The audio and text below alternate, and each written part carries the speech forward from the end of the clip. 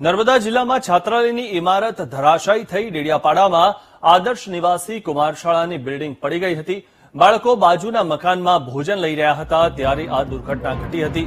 સદનસીબે દુર્ઘટનામાં કોઈ જાનહાનિ થઈ નથી। ત્યારે છાત્રાલયની ઇમારત હતી અત્યંત જર્જરિત હાલતમાં। મહત્વની વાત એ છે કે આ પ્રકારે જર્જરિત ઇમારત હોય તો તેને વહેલી તકે ઉતારી લેવી જોઈએ। વધુ માહિતી મેળવી અમારા સંવાદદાતા યોગેશ પાસેથી। યોગેશ, જે રીતે આ જર્જરિત ઇમારત ધરાશાયી થઈ છે, મહત્વની વાત એ છે કે કોઈ જાનહાનિ થઈ નથી, પરંતુ આ પ્રકારે જ્યારે જર્જરિત ઇમારત હોય તો તેને વહેલી તકે ઉતારી લેવી જોઈએ અને તે બાબતે સર્ટિફિકેટ પણ તંત્ર દ્વારા અપાતું હોય છે કે આ બિલ્ડિંગ હવે યુઝમાં આવી શકે તેમ નથી। તો શું આ બિલ્ડિંગનો યુઝ થતો હતો?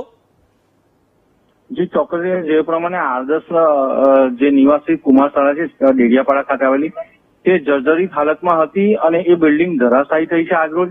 જો કે આ જે બિલ્ડિંગ હતી તે જર્જરિત હાલતમાં હોવાને લઈને બાળકોને અન્ય જગ્યા પર રાખવામાં આવતા હતા અને જે સમયે બાળકો જમી રહ્યા હતા બીજી બિલ્ડિંગમાં તે સમયે આ જે બિલ્ડિંગ છે કુમાર શાળાની જર્જરિત હાલતમાં હતી તે ધરાશાયી થઈ હતી અને તેને લઈને બિલ્ડિંગ ધરાશાયી થતા જો કે જે સંચાલકો છે તેઓની સમય સૂચકતાના લીધે અત્યારે કોઈ જાનહાનિ ટળી ગઈ છે અને જો આ બિલ્ડિંગની અંદર જો બાળકો કદાચ હોત તો બહુ મોટી જાનહાનિ થઈ શકતે, પરંતુ જે સંચાલકો તેઓ દ્વારા સમયસર અગાઉથી જ બાળકોને બીજી બિલ્ડિંગમાં શિફ્ટ કરવામાં આવ્યા હતા અને આ જે ઘટના બની છે તે ઘટનાએ તાત્કાલિક ધોરણે ચૈતર વસાવા જે ડેડિયાપાડા ધારાસભ્ય તેઓ ઘટના સ્થળ પર દોડી આવ્યા હતા અને ઉચ્ચ અધિકારીઓ પણ ઘટના સ્થળ પર દોડી આવ્યા હતા અને આ જે ઘટના બની છે તે અંગે અત્યારે હાલ તપાસ ચાલી રહી છે।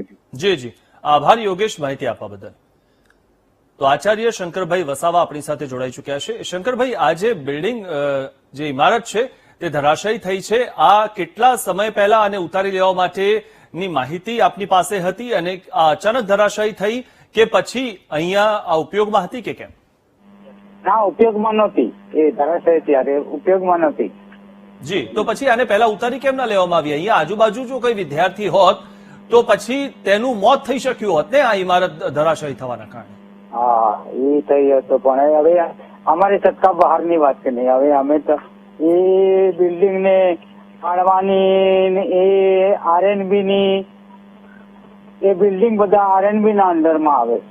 જી, કોઈના પણ અંડરમાં આવે, પણ તંત્ર દ્વારા એવું કીધું હશે ને કે આ બિલ્ડિંગ હવે યુઝ કરી શકાય નહીં અને આને ઉતારી લેવી જોઈએ, આનો ઉપયોગ જેવી રીતે ઉપયોગ બંધ કરી દીધો એવી રીતે તંત્રએ એવું પણ કીધું હશે ને કે વહેલી તકે આને ઉતારી લેવી જોઈએ। હવે ઉતારી લેવા માટે તો આરએનબી જ આગળની કાર્યવાહી કરી શકે।